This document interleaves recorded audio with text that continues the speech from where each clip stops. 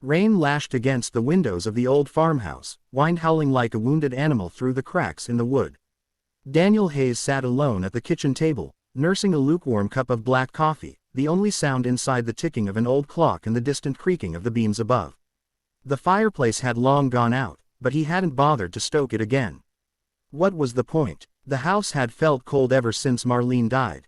He was halfway through another reread of a dog-eared letter she'd written him years ago when a loud knock startled him. He froze. No one ever came out here, especially not in weather like this. The knock came again, more urgent this time, and Daniel stood slowly, his joints aching from both age and disuse. He reached the front door and unlatched it cautiously. On the porch stood a woman, soaked to the bone, her hair plastered to her cheeks, her eyes wide and red from the cold and maybe from crying. Clinging to her legs were 3 small children, dressed in mismatched, muddy clothes, shivering and silent. Twins, Daniel thought at first. Then he looked again. No, triplets. Please, the woman said, her voice hoarse. I don't mean to intrude. We've been walking all day. We haven't eaten since yesterday. The storm hit and I didn't know where else to go. Daniel looked at her, really looked. She couldn't have been more than 30. Her coat was 2 sizes too big, frayed at the sleeves, and the kids looked like they'd been through a war. Pale cheeks, skinny arms, hollow eyes. He didn't know what to say. His first instinct was to turn them away. This wasn't his problem. He barely kept himself fed as it was. But then he remembered the night he and Marlene had taken in that injured dog, how she'd insisted that anything that needed warmth deserved it. And the look in the woman's eyes, it wasn't just fear. It was desperation. It was the kind of look Daniel had seen in the mirror for months after Marlene passed. He stepped aside without a word. The woman hesitated, then gently urged the children inside. They filed past him, muddy footprints marking the old wood floor. One of the girls glanced up at him and gave a tiny, cautious smile. It broke something loose in his chest. I'm Daniel, he said, closing the door behind them. Elena, the woman replied, hugging the smallest child to her side. These are my girls, Anna, May, and Lila. He nodded stiffly, unsure what to do with their names or their presence. The warmth of them was already changing the air inside the house. I don't have much, he said. But I've got some soup left. And dry clothes, if you don't mind men's sizes. Tears welled in Elena's eyes, but she blinked them back quickly. Thank you, she whispered. Thank you so much. Daniel didn't answer. He just turned toward the kitchen, the sound of little feet padding behind him. The house, so long filled with silence, began to stir with life. Morning light spilled through the dusty kitchen windows, catching particles of flour floating in the air like snow. Daniel rubbed his eyes as he walked into the kitchen, only to stop short at the sight before him. Elena stood at the counter, barefoot and wearing one of his old flannel shirts, sleeves rolled to her elbows. Her dark hair was tied back messily, and her hands were deep in dough. The scent of yeast and something sweet lingered in the air. A pot simmered gently on the stove. He hadn't used the front burners in months. Hope you don't mind, she said over her shoulder, without turning. I found some flour in the pantry and figured it should be used before it goes stale. Daniel blinked, then looked down. One of the triplets, May, he thought, was crouched on the floor drawing with a stub of chalk near the cold hearth. Another was curled up under the kitchen table with a blanket and a stuffed rabbit that hadn't belonged to her yesterday. The third girl, Anna, was sitting on the counter, watching Elena with quiet fascination, her cheeks rounder now than when they'd arrived.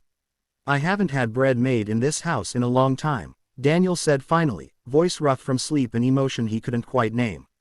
Elena glanced at him and offered a small smile. It was the least I could do, after you took us in. He nodded, awkward and uncertain. You didn't have to. I know, she said, returning to kneading.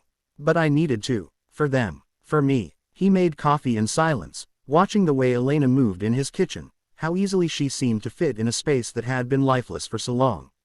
It felt intrusive at first. But the longer he stood there, the more he realized it wasn't intruding. It was breathing. Later that day, Daniel wandered out to the garden, half out of habit, half to escape the unexpected noise in his own home. What he found stunned him. The weeds that had taken over since last spring were pulled and piled neatly by the compost bin. Fresh rows had been marked in the dirt with a stick, and in the center stood Elena, wiping sweat from her brow with the back of her arm. You're planting? He asked, incredulous. She looked up from her crouch, dirt smudged on her cheek. "You had seeds in the cellar. And I figured, if we're going to be here a little while, I may as well make myself useful." Daniel opened his mouth to say something, but the words didn't come. Instead, he glanced toward the barn. Laughter erupted from inside, high-pitched and unfiltered, the kind of laughter that used to echo through the house years ago, before the crib sat empty and the world felt like ash. He walked toward the sound and peeked inside.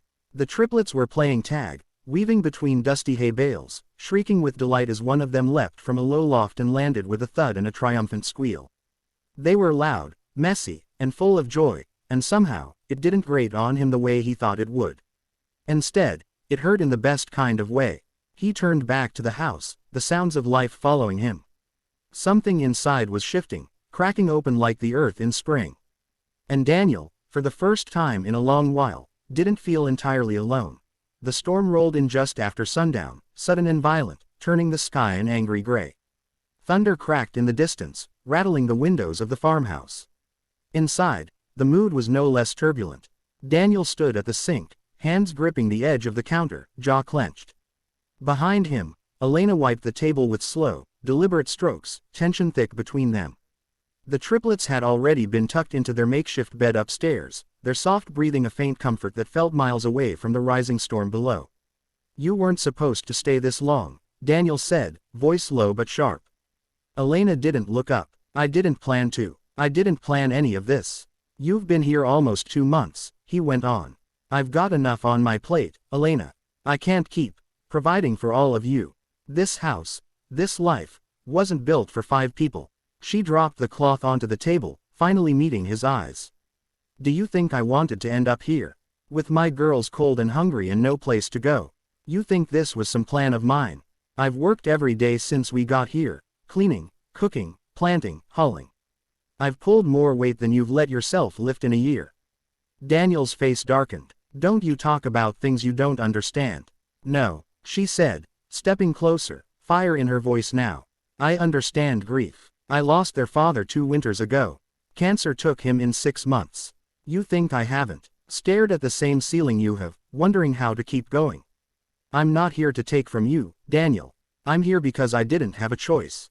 Lightning flashed outside, followed by a deep growl of thunder. The farmhouse trembled slightly, as if echoing the tension between them.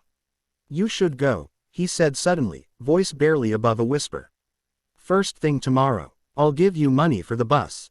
Elena went still. Her hands trembled slightly, but her voice remained steady. "And what about the girls? You want to throw them out into the world again, after they just started sleeping through the night? After they finally stopped flinching every time the wind hit the windows?" He didn't answer. She stared at him for a long moment.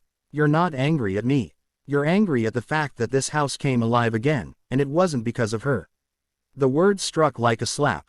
Daniel turned away sharply, but it was too late. He'd heard them, and worse, they were true. "I don't want to lose another family," he said, his voice breaking like glass underfoot. "That's what this is really about. I was doing fine being alone. And then you showed up. And now the girls laugh in the hallway, and there's bread baking, and someone sings in the garden. And I know none of it will last." Elena's eyes softened. She stepped forward slowly, the fury draining from her face. "No one lasts, Daniel. But that doesn't mean it isn't worth having while it's here." He looked at her, and for the first time in a long time, he didn't see a stranger or a problem to solve. He saw a woman who had carried her family through fire and still found the strength to plant seeds in his dead garden. Rain lashed against the windows harder now, but inside, something was settling. Elena walked to the doorway, her hand resting gently on the frame. "If you want us gone, we'll go," she said quietly. "But if there's even a part of you that wants something different, something more, then don't let us walk away tonight." She left him in silence, the echo of her footsteps disappearing up the stairs. Daniel stood there for a long time, the storm raging around him, the hollow echo of an empty house threatening to return. But this time, he wasn't sure he could bear it. The late morning sun filtered gently through the farmhouse windows, casting warm golden light across the worn wood floors.